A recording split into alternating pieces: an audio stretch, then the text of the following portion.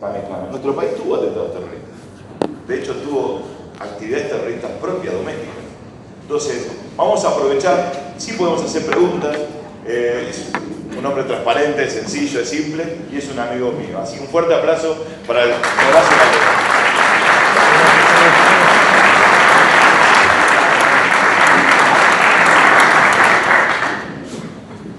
Bueno, para mí es un alto honor que me hayan invitado a este evento.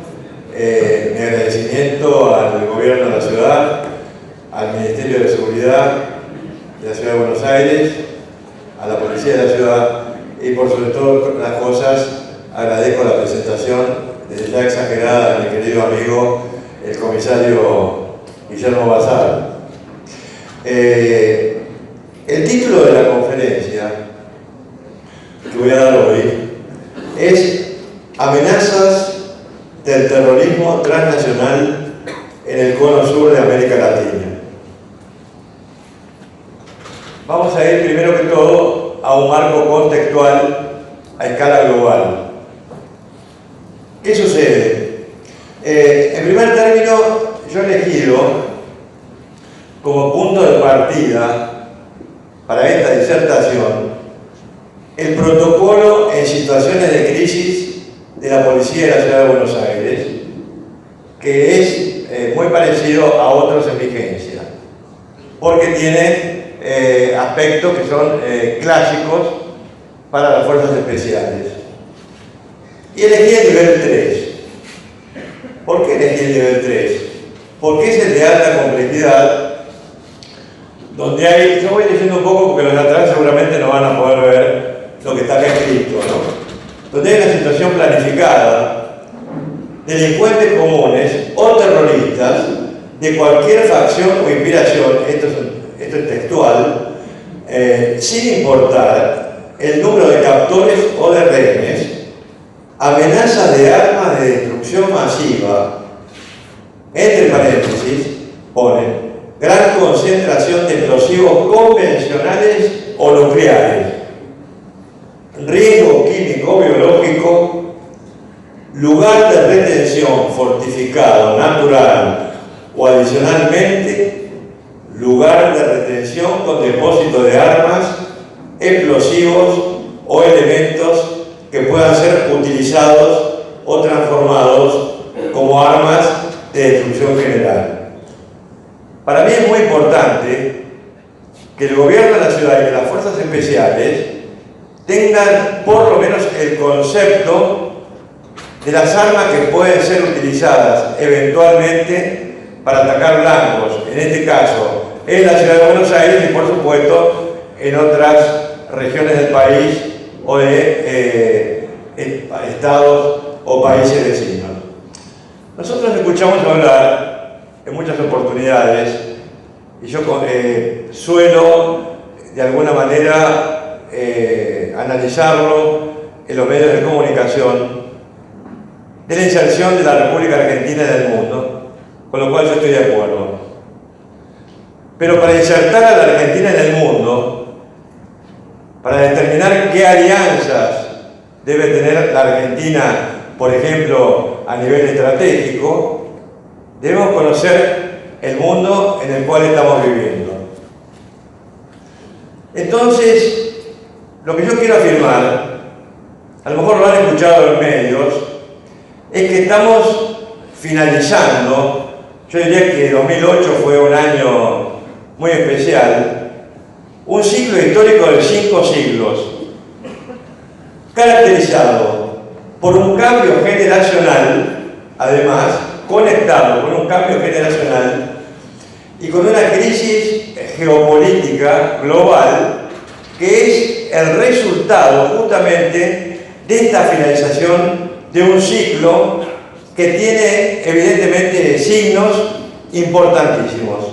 Acá no está esto, pero por ejemplo implica el surgimiento de una potencia como China, una gran potencia como China, que por primera vez se erige de facto y con elementos sustanciales en sus planes en sus estrategias a futuro como competidor de la hegemonía global que hoy la detenta Estados Unidos de América. También hay un resurgimiento, que es el del antiguo Imperio Otomano, desmembrado motivo de la derrota y la finalización de la Segunda Guerra Mundial. Ese Imperio Otomano, que se convierte en república a través de su fundador, Mustafa Kemal, hoy es un país que tiene geográficamente la misma constitución de esa post-Primera Guerra, pero que deja o intenta dejar el pasado estrictamente laico impuesto por su fundador para tener como punto rector una doctrina islamista que está profundamente asociada a la hermandad musulmana de Egipto, al movimiento conocido con la sigla de Hamas, palestino, y otras gran cantidad de representaciones en distintos países del mundo.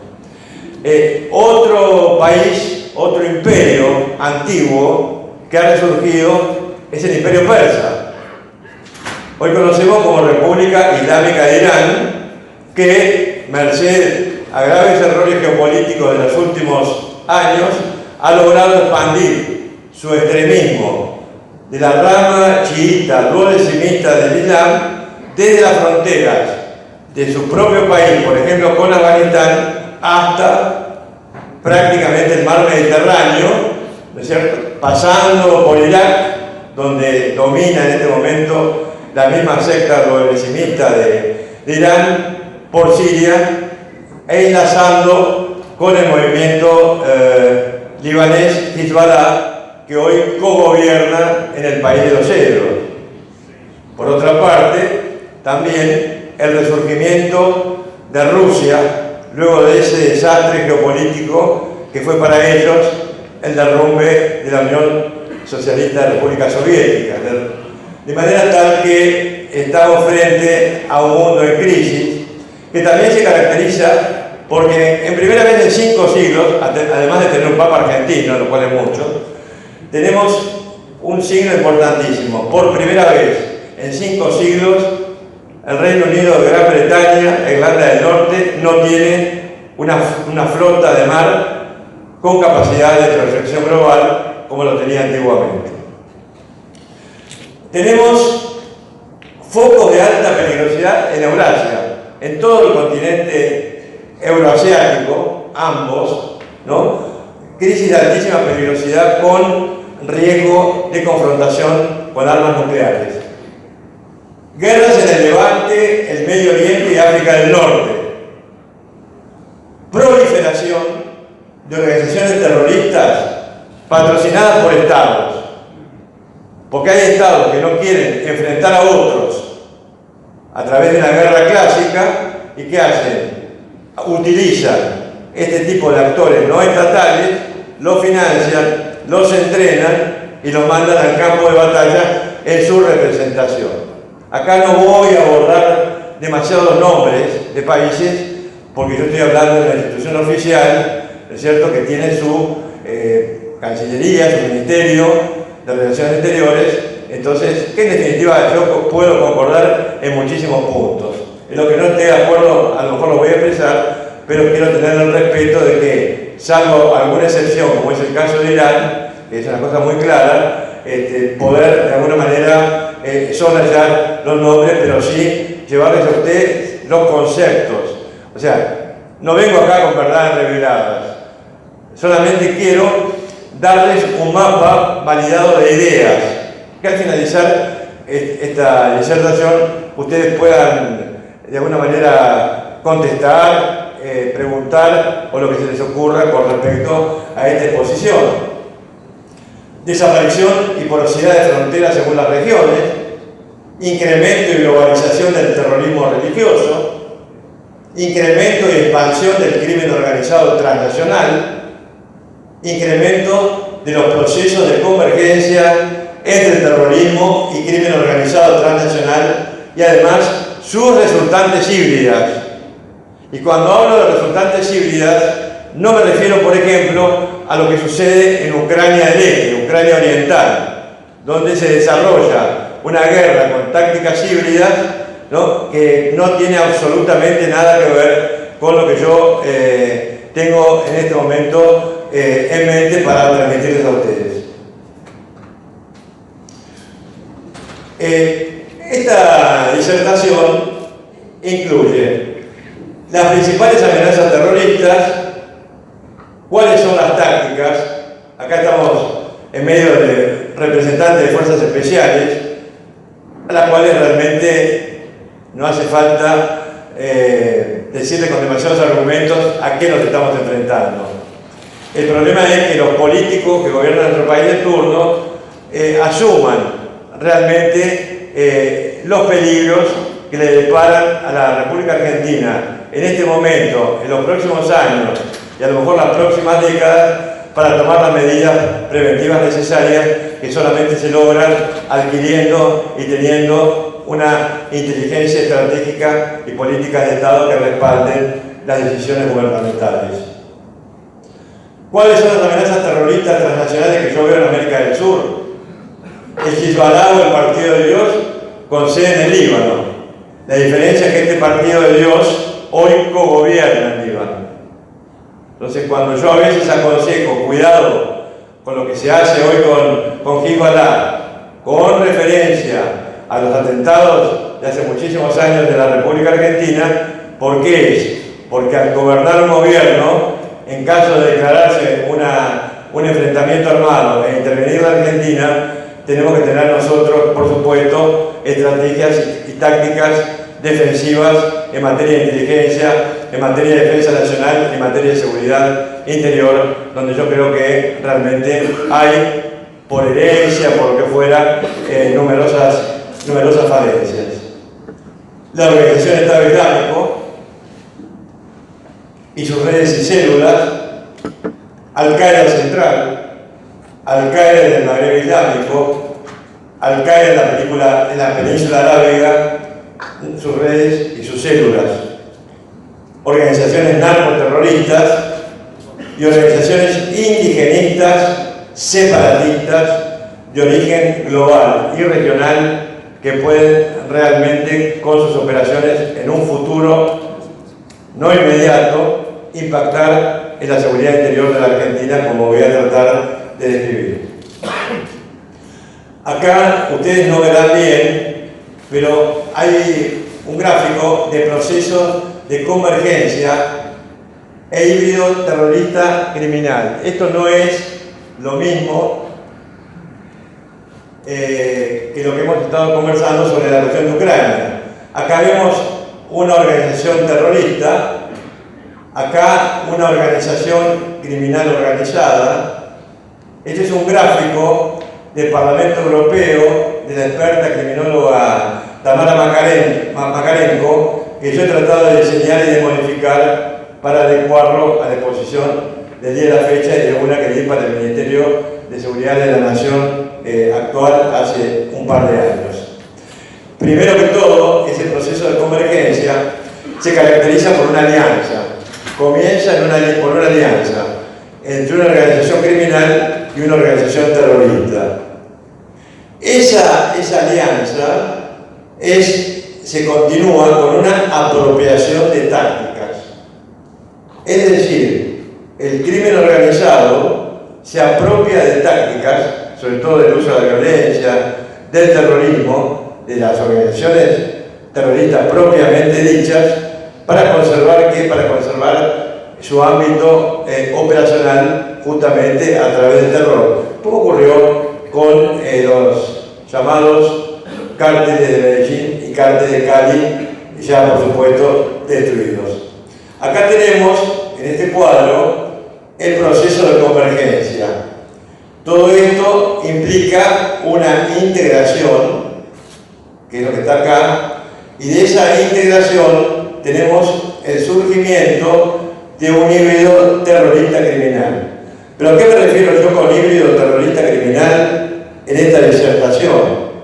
¿Qué tiene que ver el híbrido terrorista criminal, por ejemplo, de las Fuerzas Armadas Revolucionarias de Colombia, del Ejército de Liberación Nacional. No, con organizaciones como Al-Qaeda y como la organización Estado Islámico, que debe ser, soslayada con el nombre de ISIS, porque ISIS significa Estado Islámico en Irak y Al-Sham. Al-Sham sería en árabe la tierra de la izquierda vista del Saudi Arabia, pero es la región de Levante. ¿Qué significa esto? Que esta transformación que sufren organizaciones criminales y organizaciones terroristas conduce a que criminales encarcelados, sobre todo por ejemplo en Europa, donde hay casos concretos, son reclutados por clérigos altamente experimentados que van a las cárceles en condiciones tales, los radicalizan y teniendo en cuenta que muchos de ellos pueden salir de libertad en la fecha próxima, esas personas terminan aplicando la experiencia criminal a acciones terroristas. Una prueba de ello fueron los ataques en Francia, los de Charlie Hebdo y algunos posteriores, que yo tuve la oportunidad, y perdón por la autorreferencia, de adelantar. ¿Pero por qué? No porque tuvieron alguna bola de cristal, porque todo eso estaba escrito en la revista de Al-Qaeda y en la revista del ISIS, algunas de las cuales vamos a analizar de manera muy rápida.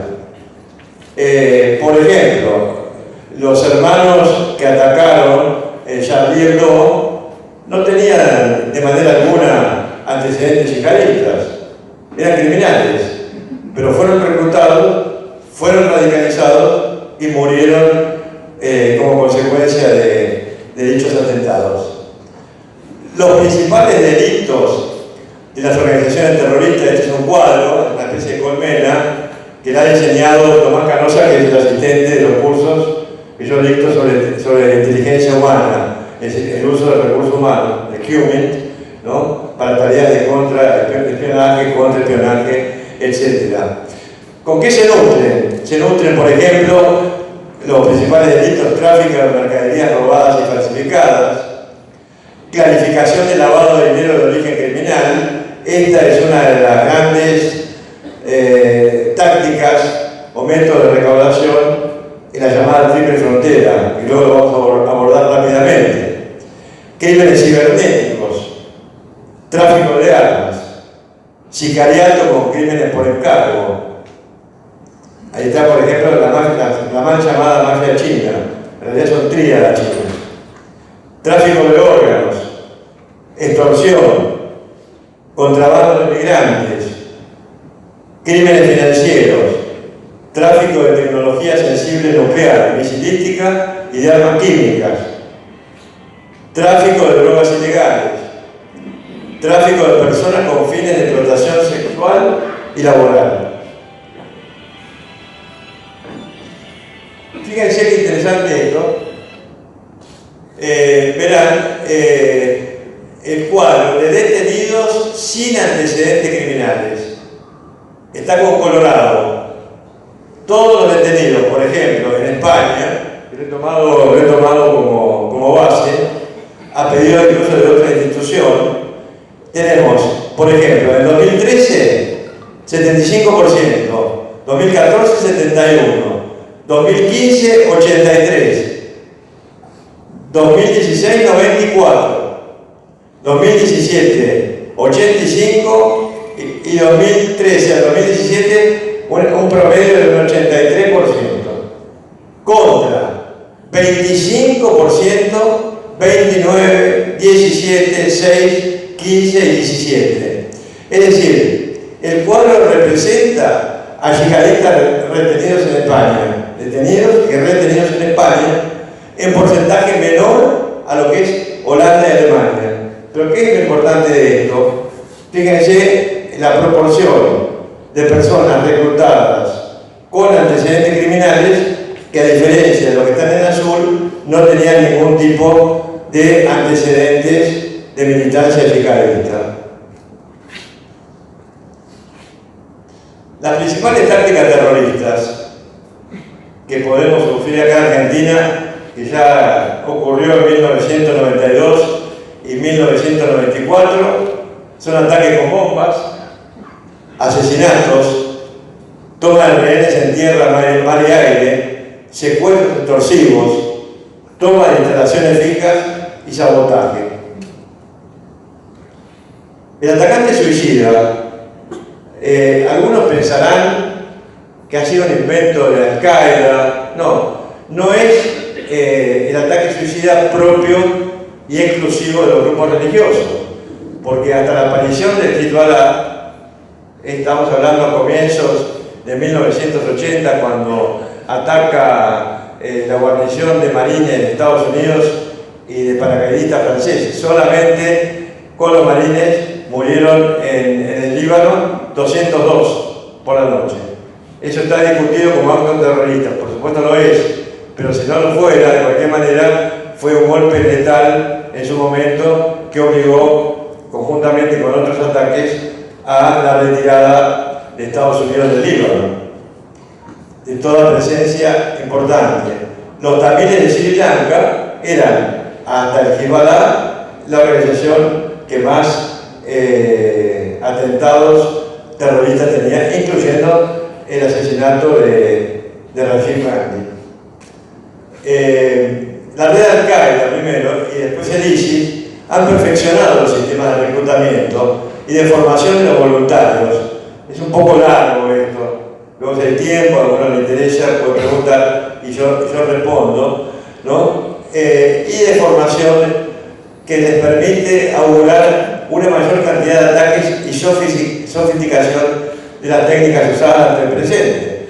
Hay que tener en cuenta que, por ejemplo, en Europa, cuando se funda o se proclama la fundación de un califato, fueron decenas de miles de personas pasando a través de la frontera turca, con el aval del gobierno turco para debilitar a su vez el gobierno de Siria, y finalmente terminaron levantando lo que ellos llamaban un califato, nada menos que en Siria y en Irak, ¿no? Ahora, todas esas personas fueron reclutadas en Europa, reclutadas en centros religiosos extremistas, que aún hoy, por una suerte de garantismo que hay en Europa, que realmente nosotros no nos enviarían a nosotros los europeos, con el garantismo que hay acá con los delincuentes.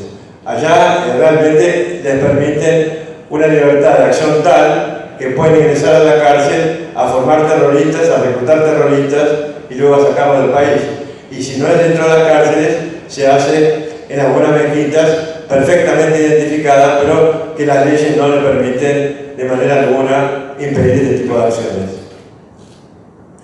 Asesinatos profesionales. Ahora vamos a ver algunas imágenes sin ningún tipo de explicación. Esto está publicado en el número 15 de la revista Inspire de Al-Qaeda. Entonces Al-Qaeda, por supuesto, es la tapa del artículo, es la tapa de la revista, trae un capítulo completo donde enseña tácticas para atacar a altos funcionarios o altas personalidades. Y ellos invitan, instruyen para vigilar, hacer la inteligencia preoperacional en las casas, porque dice que es mucho más fácil atacarlos en los domicilios que atacarlos en la sede de un gobierno, en un ministerio, en un gran medio de comunicación, etc. Tenemos, por ejemplo, el arma química, que el arma química hoy es mucho más peligrosa que lo que nosotros pudimos ver hace ya mucho tiempo atrás en Japón con el uso del sarin. Porque la división entre el arma química y el arma biológica es cada día menos sutil, porque hoy hay componentes y dispositivos de tipo binario, ¿no? A los cuales se les puede sumar un explosivo para potenciar, por supuesto, el efecto de estos agentes, que para uso militar tienen compuestos de cianuro, arsénico, agentes psicotomiméticos, toxinas, etc. Los psicotoximéticos, por ejemplo, causan un efecto muy parecido al de ácido lisérgico, ¿no? O sea, directamente trastornan a la persona, le quitan el judgment, como es en inglés, el criterio, ¿no? Para tomar decisiones. Bueno, eso es realmente muy grave. Y cuando hablamos de compuestos de cianuro y de arsénico, yo estaba viviendo en Italia, en ese momento, cuando hubo un intento de envenenar a la Embajada de los Estados Unidos en Roma, colocando compuestos venenosos en el agua que se utilizaba justamente en esta alegación. Al mismo tiempo también hubo un intento de un grupo llegado desde los Balcanes, esto fue alrededor del año 2005, que intentaban con buzos tácticos volar el barrio judío de Venecia, por ejemplo, y la Capilla Sixtina. Ahí hubo incluso luego, creo que fue en Israel, un ejercicio, un simulacro de rescate para el caso de que la Capilla Sixtina fuera utilizada para tomar rehenes, ¿no? Año 2005 fue ese ejercicio.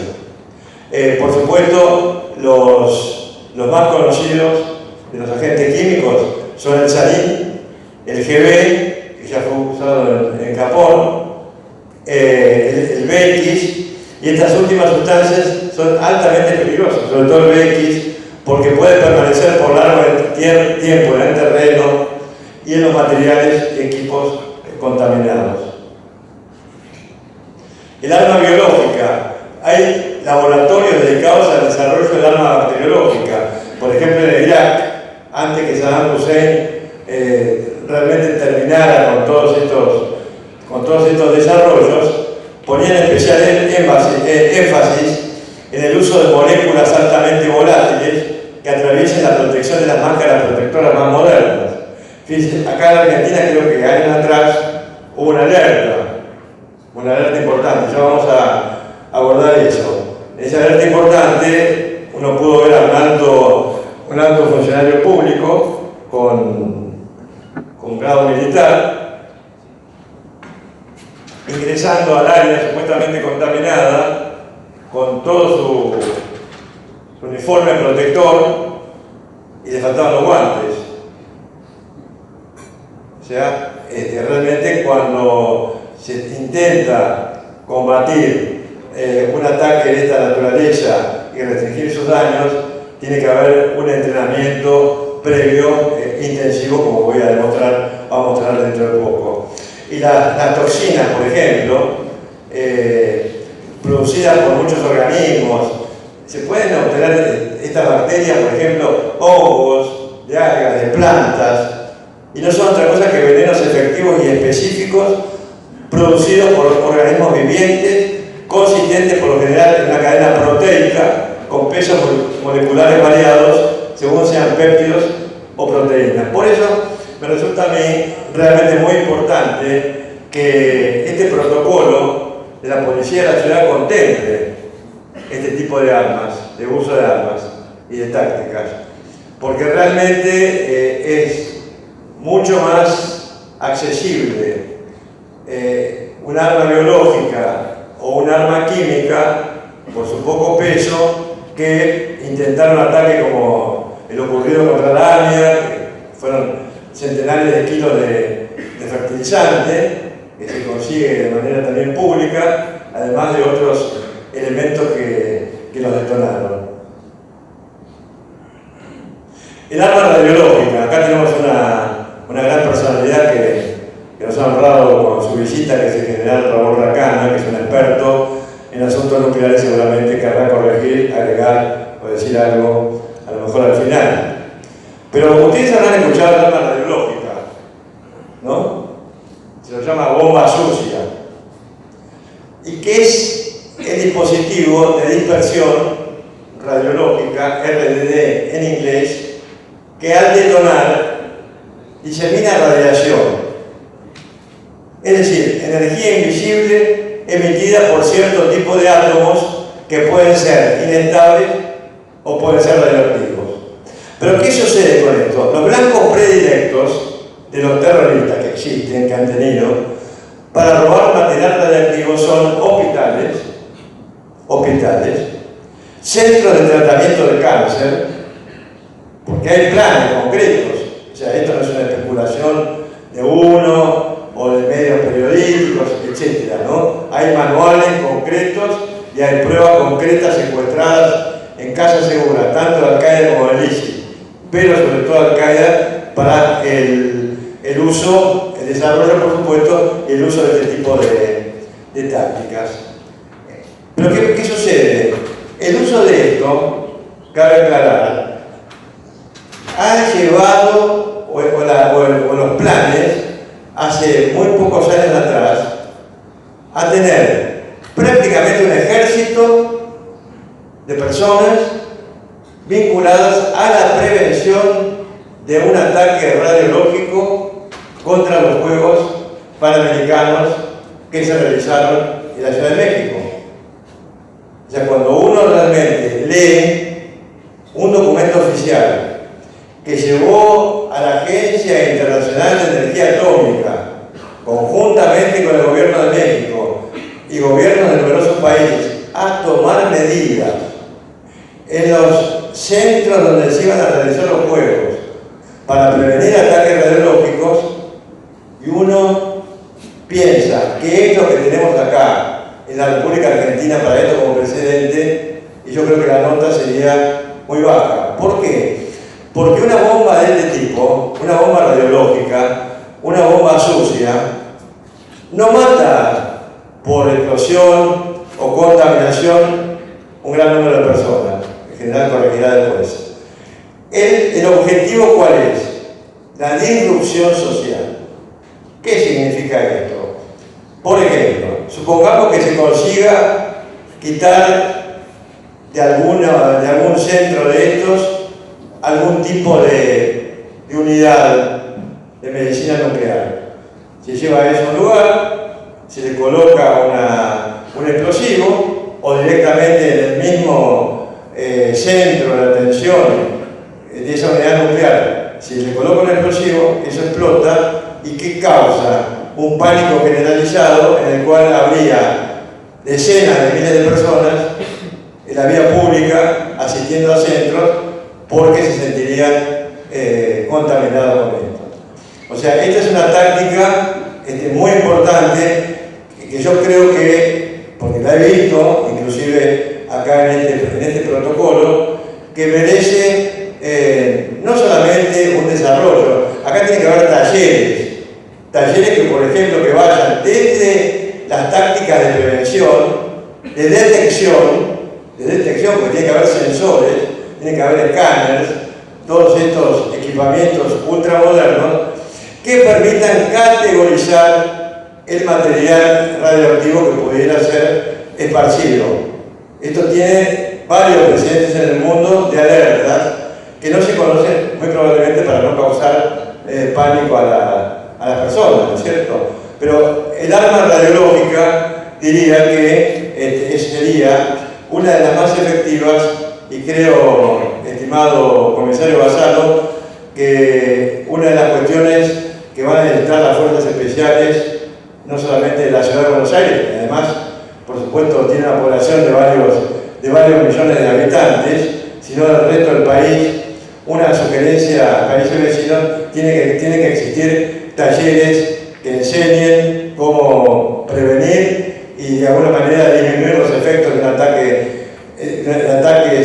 de este tipo, porque es altamente probable que si hubiera una decisión táctica inteligente por parte de una organización terrorista, la táctica principal o una de las tácticas principales sería esta.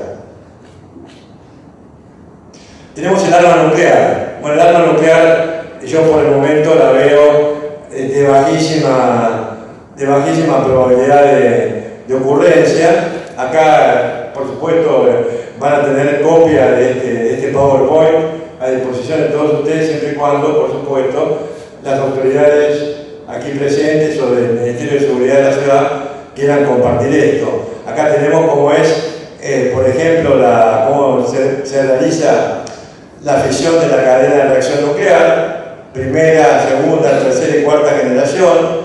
No hay que olvidarse también que hay desarrollos de otro tipo, mucho más sutiles, mucho más radicales. Ahora, lo que sí hay constancias concretas es que hubo acciones de Al-Qaeda, sobre todo Al-Qaeda, ¿no?, para hacerse con técnicos que les pudieran de alguna manera facilitar los conocimientos, el know-how, la tecnología es otro tema, para desarrollar un arma nuclear. Por ejemplo, hay contactos perfectamente establecidos entre científicos nucleares de Pakistán, por ejemplo, y miembros de la red Al-Qaeda, porque no hay que olvidar que algunos gobiernos pakistaníes han promovido la proliferación de organizaciones terroristas porque las usan como una herramienta en su enfrentamiento con la India e incluso con Afganistán.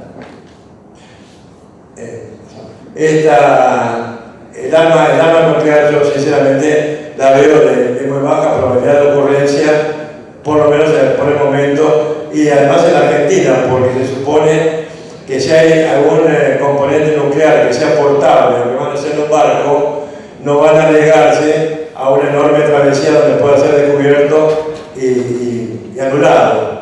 Yo creo que si la red Al-Qaeda o el ISIS tuvieran algún tipo de oportunidad, o sus sucesores, dentro de 5 años, 10 años, de hacerse un arma nuclear, obviamente la harían detonar lo más rápido posible en el lugar que les fuera más propicio y no trasladarlos a grandes distancias. Tenemos además, acá creo que hay algunos expertos especialistas justamente en ciberseguridad, en ciberterrorismo, porque es el arma cibernética que se convierte en ciberterrorismo cuando se produce una convergencia entre esta táctica, el terrorismo y el ciberespacio, que puede ser calificado cuando se ejerce algún tipo de violencia contra personas, propiedades, con el objeto de herir o generar terror. Esto es obviamente la bandera de Irán, y está puesta en profeso, y voy a explicar por qué. La más peligrosa de las armas cibernéticas, estamos hablando en manos de estados que respaldan acciones terroristas, que no es solamente Irán, hay varios. Pero bueno, se encuentran en manos de estados como Irán o aliados, Gracia, el Hezbollah libanés. ¿Por qué digo Hezbollah libanés? Porque hay un Hezbollah, por ejemplo, en Irak, a veces se confunde. ¿Cuáles son los blancos primarios? No quiere decir que puedan por el momento atentar, pero sí que lo intentan y que están avanzando en los conocimientos. Aviones, bancos, bolsas de valores, depósitos de agua, infraestructura crítica, y su gravedad varía según el nivel del ataque. Simple y no estructurado, acá los que conocen el tema mucho más que yo saben de qué se trata, avanzado y estructurado y complejo y coordinado. Por ejemplo, la Argentina está avanzando, está comenzando los cimientos de la ciberdefensa.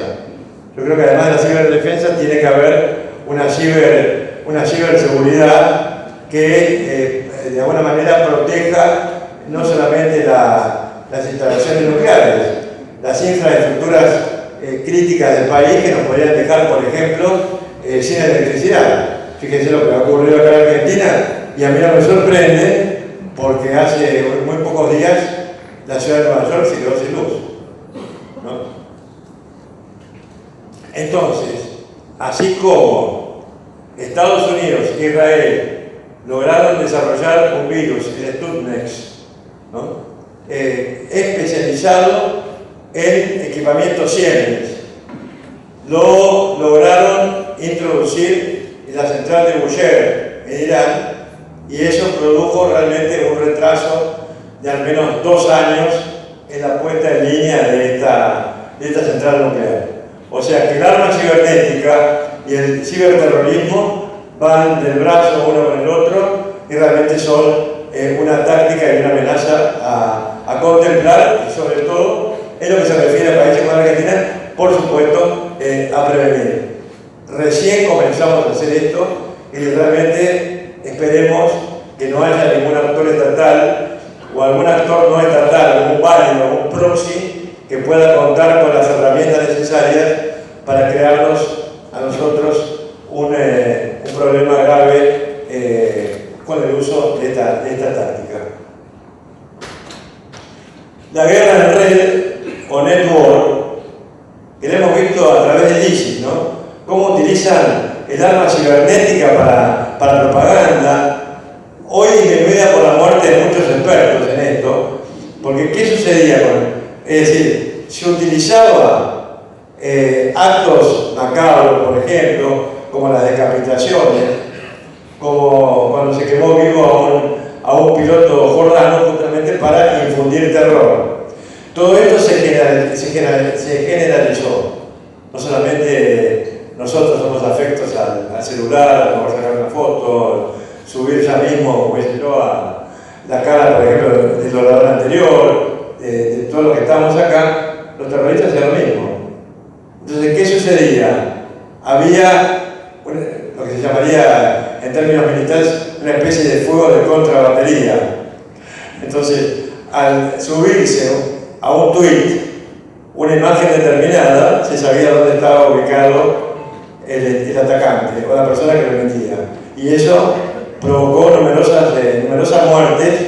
De hecho, murieron muchas personas, incluso importantes, desde el punto de vista de lo que era la maquinaria mediática del ISIS y de Al-Qaeda, justamente por la capacidad que hubo, ¿no es cierto?, de detectar los lugares en los cuales se encontraban estos verdaderos cerebros, porque eran personas altamente calificadas, y yo les puedo asegurar que las revistas en línea de la red Al-Qaeda del ISIS eran y algunas siguen siendo de una calidad pocas veces vista en otro tipo de publicaciones, por las cuales incluso hay que pagar bastante dinero para acceder a ellas.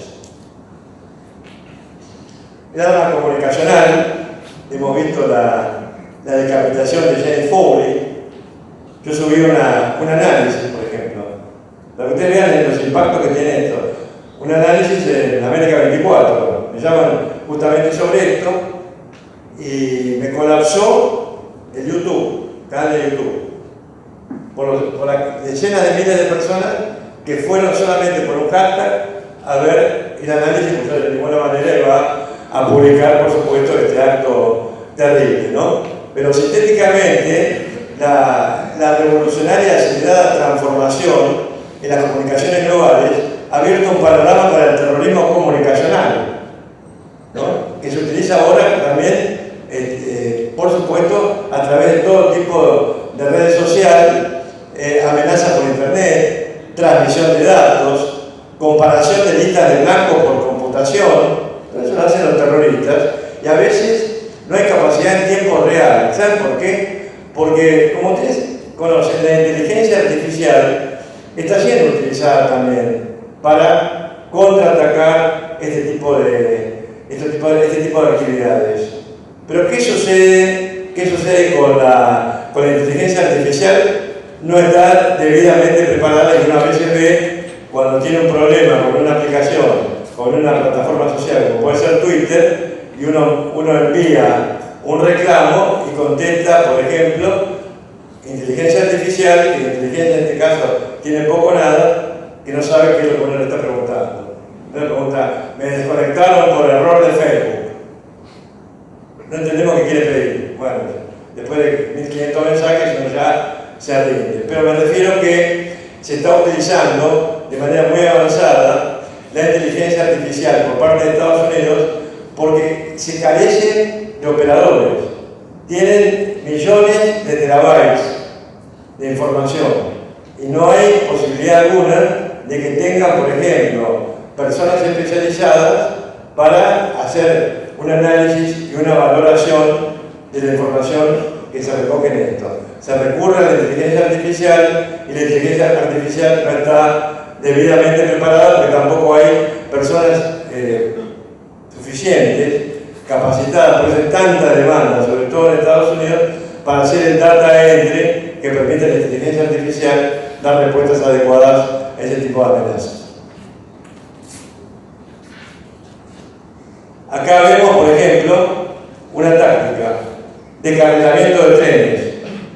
Acá en la revista Inspire, que también es de Al-Qaeda, se enseña cómo descarrilar trenes de alta velocidad. Cuando uno hace comentarios en los medios de comunicación, lamentablemente uno no puede explicar todo esto, pero hay recomendaciones, tácticas concretas, metodologías, cómo se puede hacer descarrilar un tren de alta velocidad como el que circula, por ejemplo, sobre todo en Europa, que tiene una capacidad de defensa disminuida con respecto a Estados Unidos. Ustedes preguntarán por qué. Una cuestión muy simple. La masa crítica de personal de inteligencia, que tiene que anticipar la probabilidad de ataques, y de seguridad, no es suficiente para cubrir la cantidad de cuadros sospechosos que existen en Europa. En Europa hemos hecho un cálculo, coincidiendo entre estudiosos en la materia. Europa tiene aproximadamente 21 millones de personas de origen musulmán, abrumadoramente pacíficos todos. Se calcula que hay solamente un 5% con ideas extremistas. Con ideas extremistas. Pero que tampoco ese 5% está decidido a pasar a la acción y a matar a personas inocentes. Estamos hablando, pon 20 millones, para hacerlo más fácil. El 5% de 20 millones es 1 millón. De ese millón hay un 2%, solamente un 2% de personas que teniendo elementos disponibles, aunque más no sea un cuchillo, aunque más no sea un camión, están dispuestos a pasar al ataque. Saquemos la cuenta. Cada una de esas personas, muchas de ellas, seguramente hablará el orador posterior, cuando se refiere a lobo solitario, cómo contener un lobo solitario.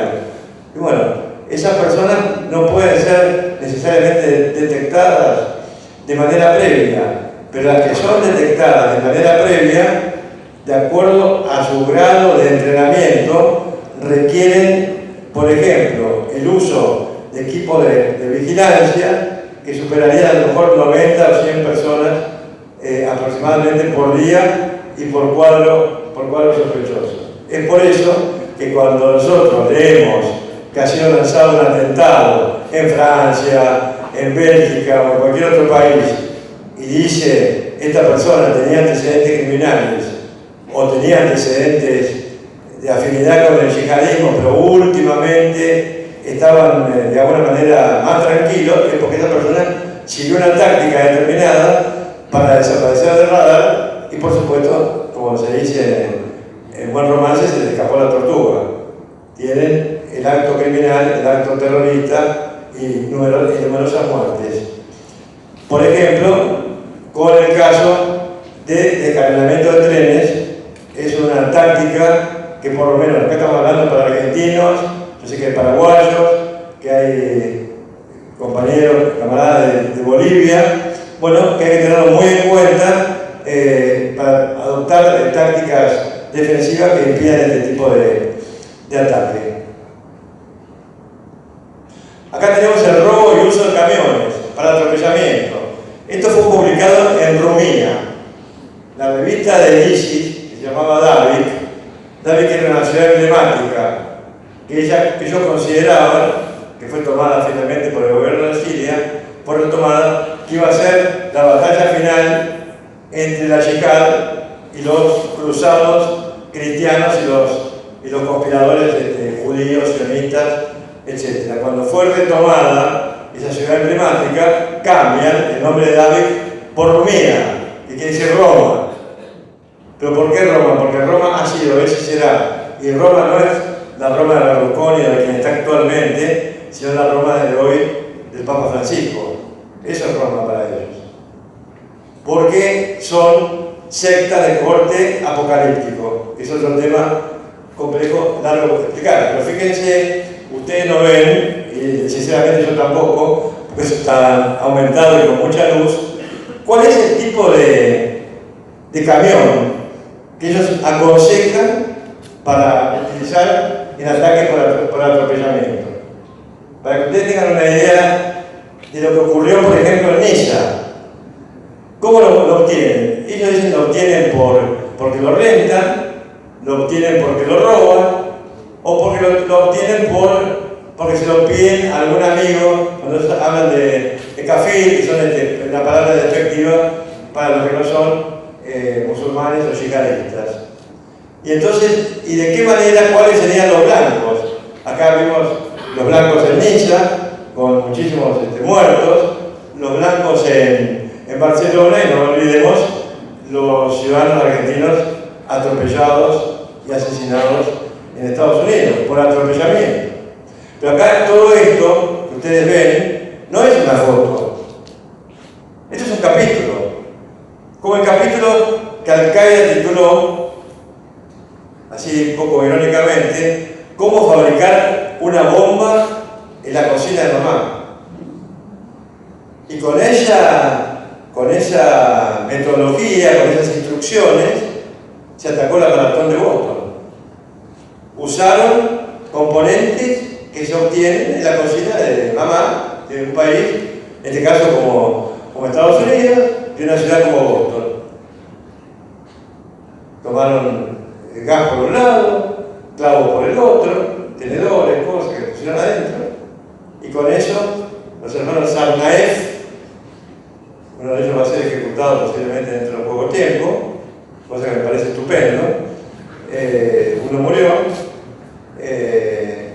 confeccionaron estos que además de matar gente, dejaron gente prácticamente paralítica y con heridas gravísimas, además de los traumas y el estrés postraumático que ha explicado a la perfección el orador anterior, prácticamente tiene muy poco remedio. Reglas y técnicas para asesinato con cuchillo.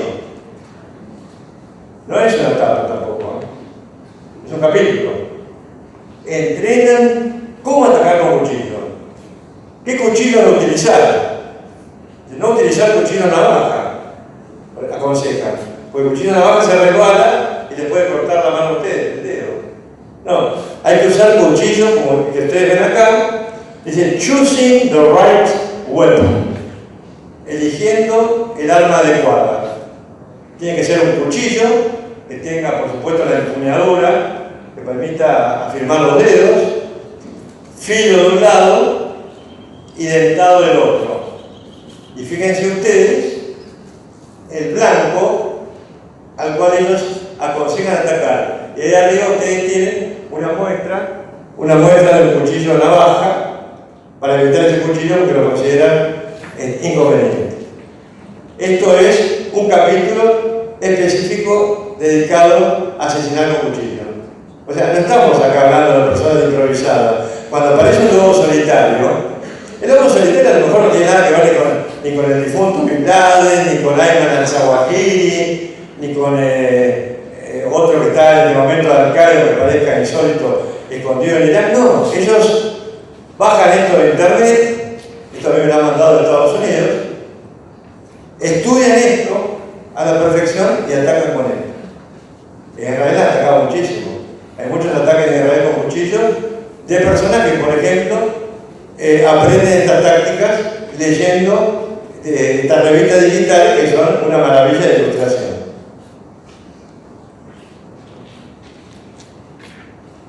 Publicado en Spire, también de Al-Qaeda, reglas para la yihad solitaria.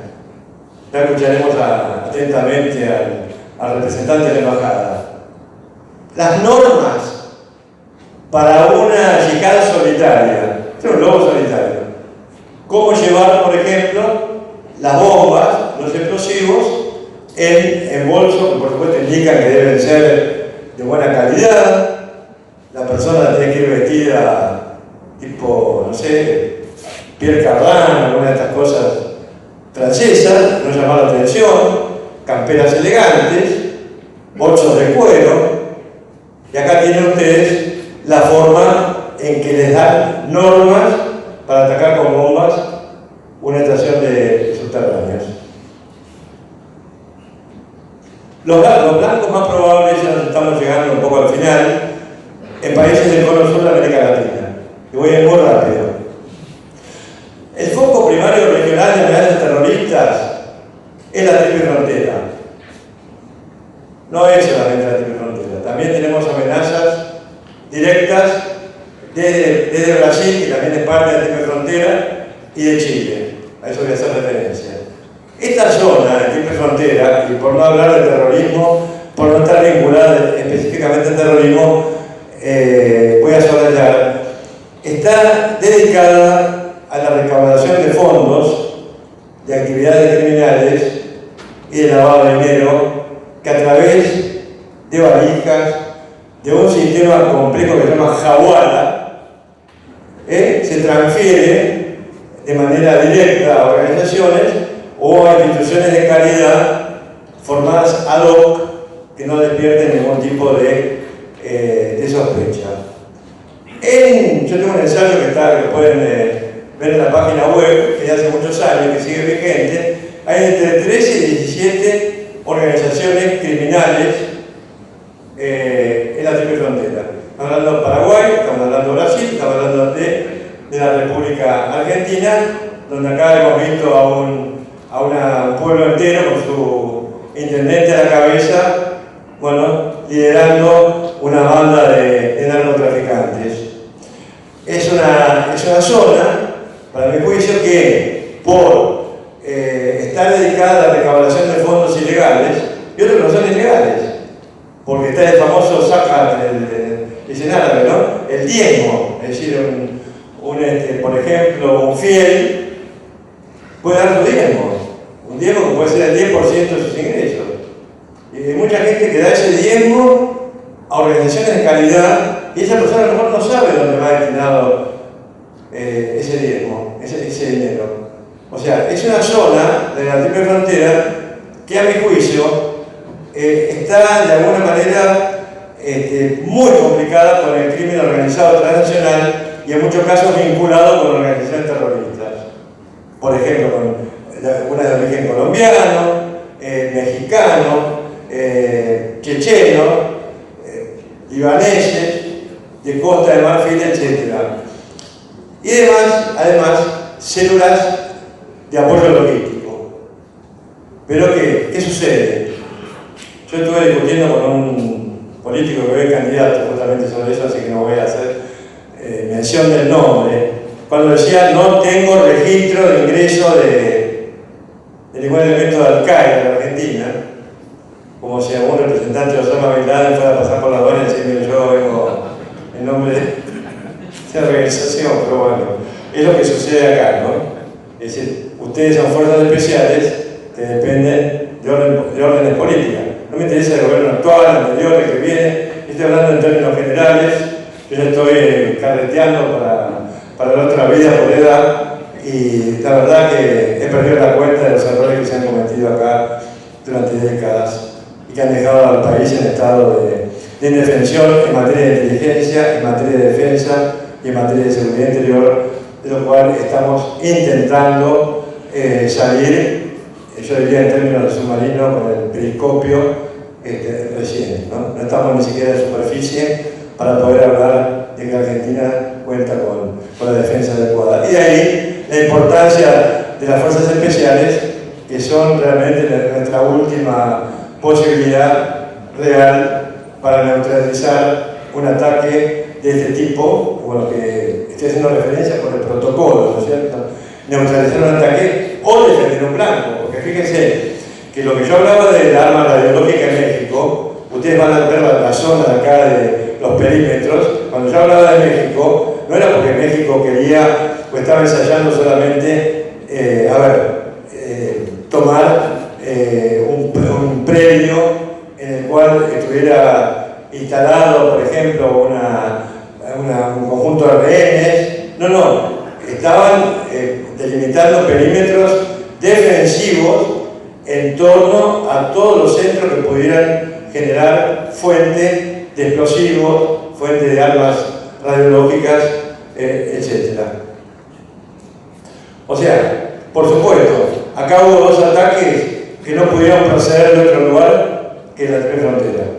El ataque contra la Embajada de Israel en 1992 y la AMIA de 1994 partieron de la triple frontera. Algún día sabremos cómo se montó exactamente, conocemos quiénes son los responsables, ninguno de ellos ha llegado a un tribunal ni internacional ni mucho menos local. Pero lo que sí puedo técnicamente afirmar es que una célula de apoyo logístico puede pasar a ser fácilmente una célula de ataque. Los blancos primarios, esto que ustedes ven entre comillas, los que están adelante, los que están atrás lo ven en la pantalla, personalidades políticas, militares y de seguridad de alto nivel. Está entre comillas porque esto está sacado de los grupos yihadistas. No es que me inventé yo y saqué una conclusión.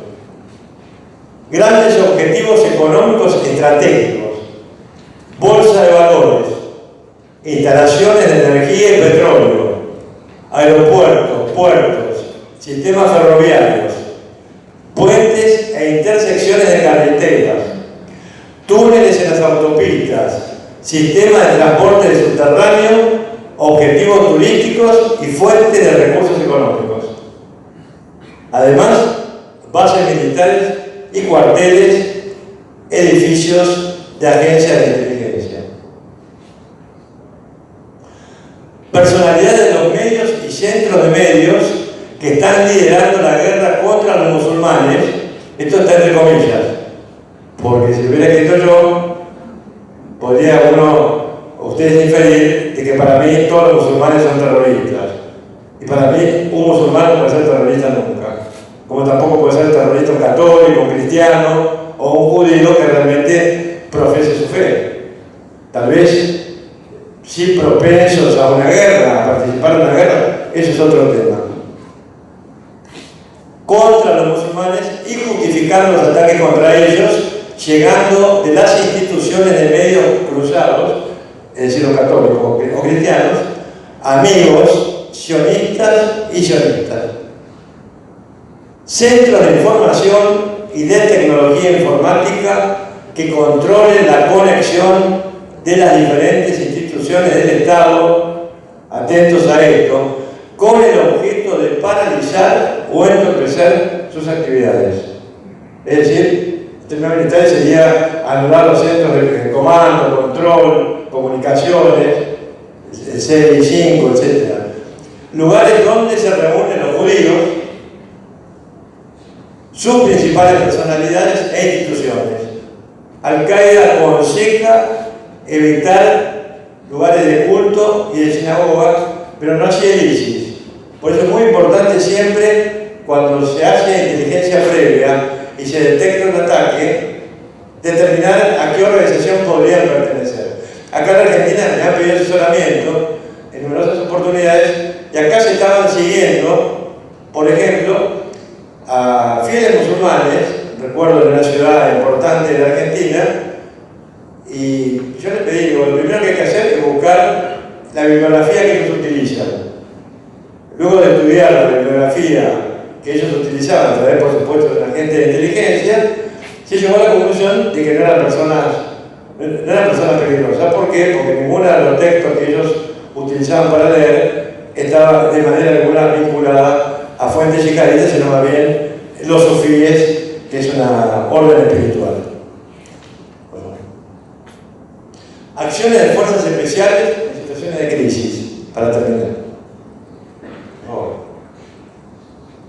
Bueno, este es un ejemplo de los grupos operativos de trabajo para eventos de alto nivel de interés a la seguridad nacional de México. Esto lo tomé específicamente por la reunión de los Juegos Panamericanos que se hicieron años atrás y donde hubo, yo no les podía decir porque tardaría media conferencia, en hacer una enumeración de la cantidad de personal entrenado, de escáneres, de detectores, por perímetros, que iban desde el perímetro más seguro que ustedes van a ver acá, hasta el perímetro realmente más aliviado en cuanto a posibilidades de riesgo.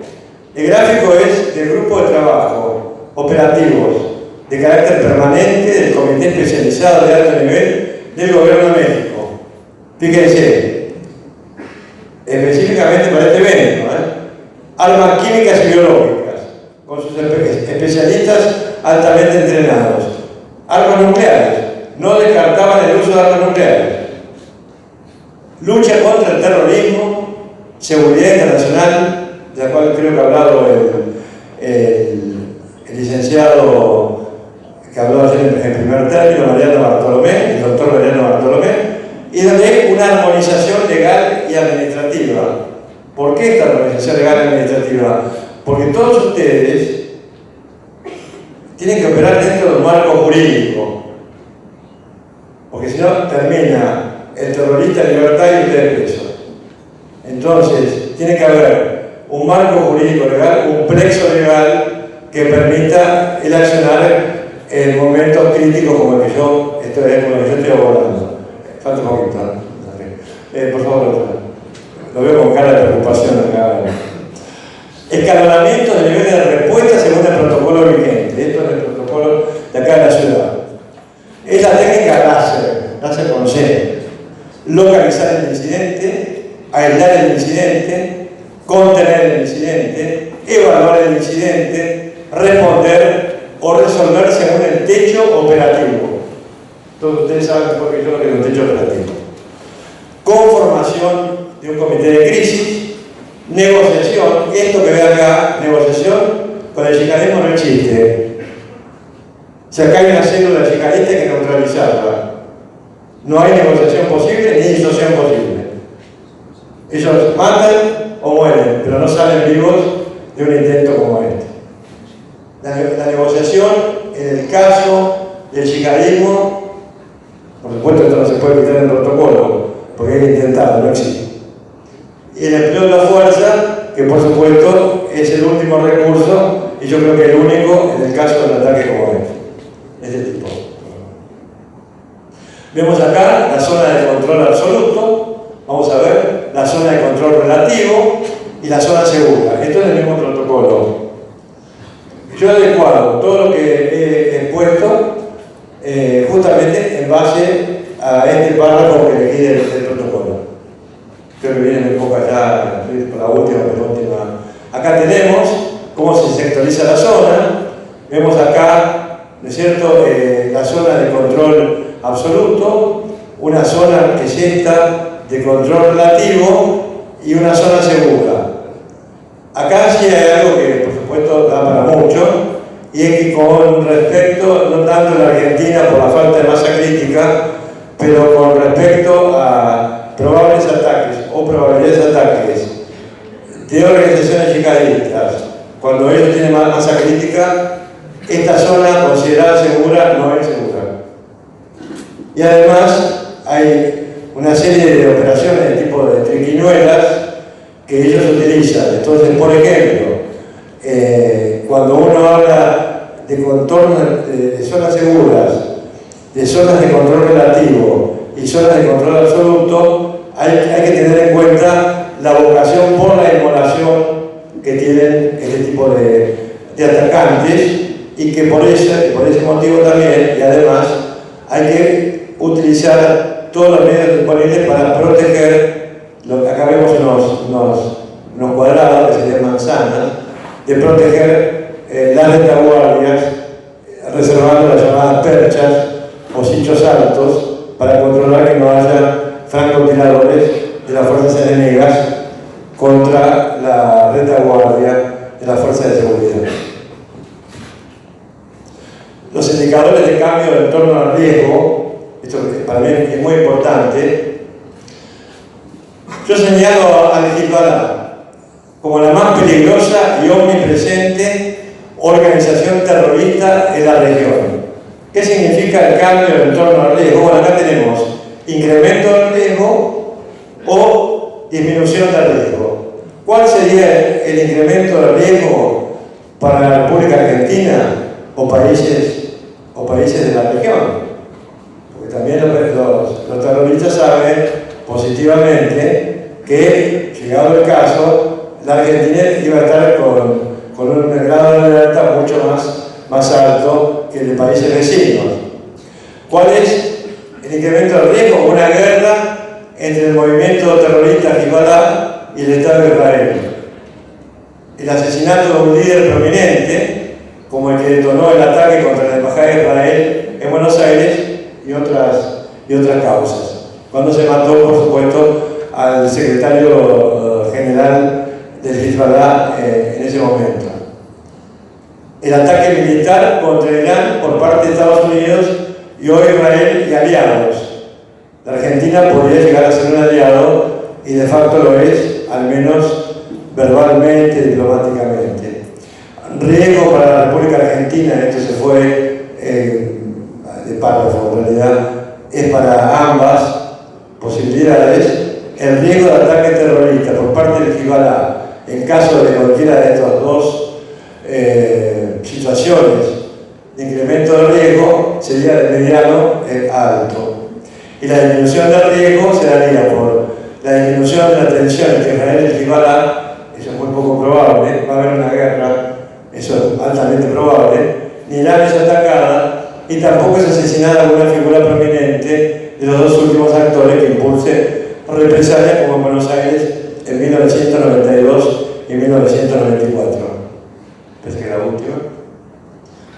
Estado Islámico, el incremento de riesgo que yo utilizaría sería la detección real de cuadros activos verificados en la región y la fundación de un vilayato o vilayat, como se dice en árabe, que es una provincia de la región. Si el ISIS declarara que América del Sur es una región, una provincia o un vilayato de la organización, entonces ahí sí sería un indicador. Un alto experto, ex miembro del FBI, dijo hace unos años atrás, creo que 2012, que había 25 argentinos operando para el ISIS en Medio Oriente.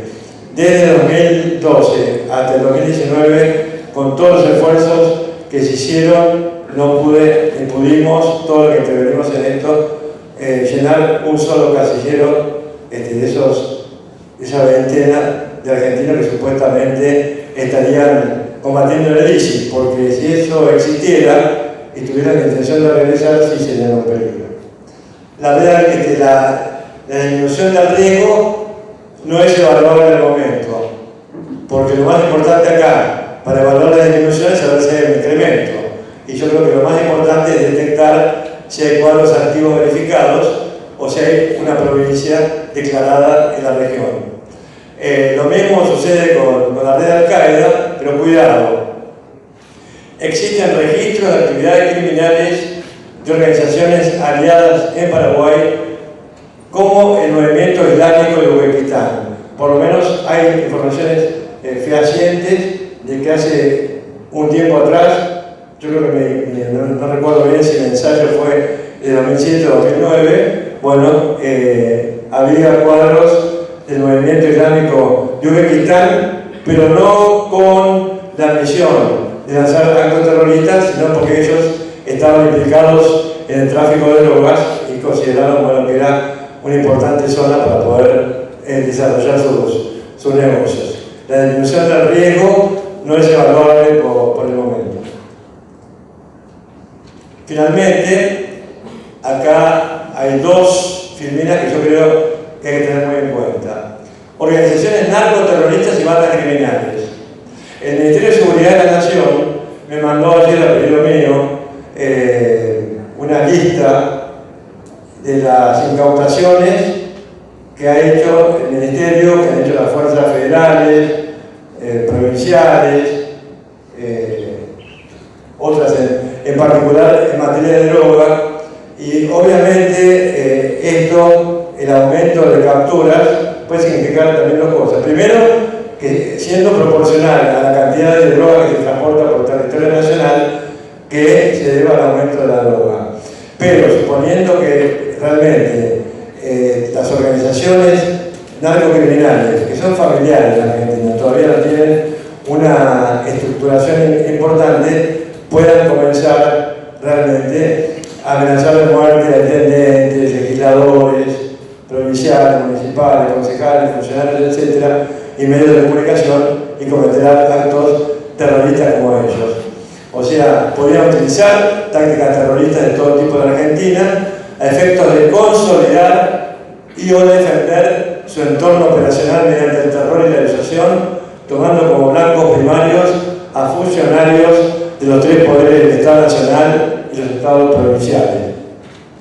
El incremento del riesgo, aumento importante del poder territorial por regiones a escala nacional y surgimiento de organizaciones más estructuradas que las actuales, que en la Argentina son viscosas, son difusas. Y además la necesidad táctica de utilizar el terror contra quienes consideren enemigos estratégicos no disuasibles por otros medios de sus objetivos y disminuir y valorar que alcancen sus objetivos. La disminución del riesgo no se puede evaluar al momento. Y acá la última, creo que la última, para felicitar acá del jefe que está mirando. Esto es un panorama futuro. Yo no he querido ponerle nombre a esta última filmina por razones obvias. Estamos en campaña. Son las organizaciones indigenistas, separatistas, con focos regionales. Resulta de una particular importancia alertar sobre futuros escenarios de actividades violentas de origen indigenista, separatista, cuyos focos principales se encuentran por hoy en países limítrofes, pero gracias a Chile, pero que podrían expandirse al territorio argentino colocando, aparte de este, en estado de facto de secesión del territorio a largo plazo. Yo creo que esto es un escenario del cual no se habla, pero del cual por lo menos hay que estudiar, que trabajar y tener planes de contingencia a futuro. El riesgo para la República Argentina es mediano en el plazo estimado de una década. Las actividades violentas, arriba mencionadas, que ya estamos viendo en el territorio chileno, son graves, en territorio argentino no son graves, pero realmente uno ve con extrema preocupación lo que sucede en algunas regiones argentinas. Podrían incluir dichas actividades violentas el uso de la táctica terrorista a corto o mediano plazo. Solo falta la decisión de hacerlo. Cuando consideren desde el punto de vista estratégico que la táctica a utilizar es conveniente. Con el respaldo previsible de actores externos. Escenario respaldado por experiencias internacionales recientes. Y el riesgo para la República Argentina es de mediano alto en plazo no lejano, aunque imposible de determinar hasta la fecha. Muchas gracias.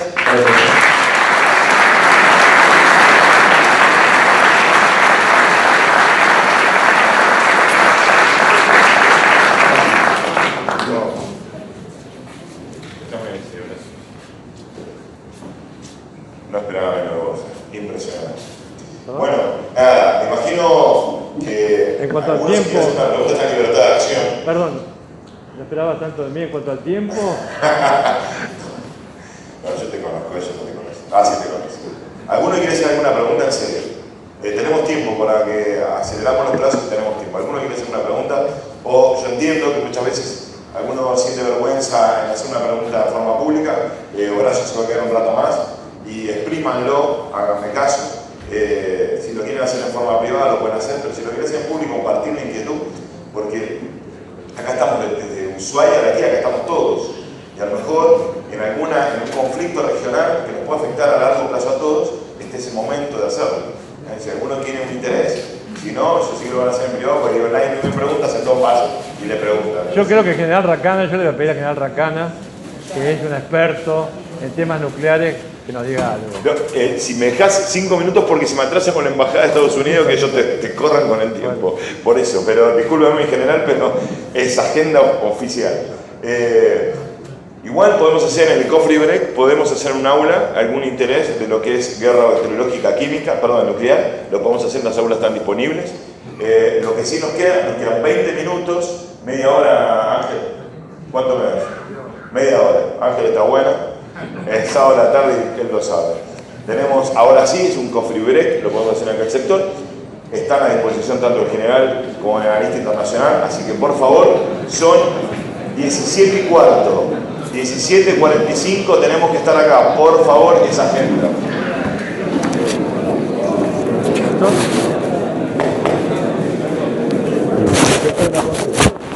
Tengo una célula que va a rezar a Plaza Italia en la ciudad de La Plata. ¿Qué van de la mezquita de...? No, van al medio de la plaza. Fotografiarla y mandar la foto Lo salvaron, general, yo quería. Mejor me he visto las críticas. Muy bueno. Muy bueno. Le hago una consulta. Soy de inteligencia de ejército y trabajo en Cumming. Se habló de... Iba a tener una conferencia y te la levantaron, pero no a mí. Había levantado, sabía. No lo sabía. Sí, inteligencia operacional. Porque la de Nieve no les dio permiso. No por mí, ¿Dónde da conferencia? ¿Dónde No, se puede leer bueno, documentos? hay una página web mía y se contacta conmigo, pero lamentablemente no traje la tarjeta. www.com. Y los que quieran la conferencia la pueden pedir acá, mucho gusto. La dejé acá. A mí me interesa más sobre el tema Cumming, ¿cómo no? Yo soy profesor de Cumming, doy cursos de Cumming, lo doy online, ¿no? El curso de Cumming. Pero con muchísimo gusto. Bueno, si me contacta, no sé si quiere anotar. Te pido mil disculpas. No Yo quería hacer una pregunta. Perdón que voy a apagar el... Perdón, un segundo. Me olvidé de apagar poner el...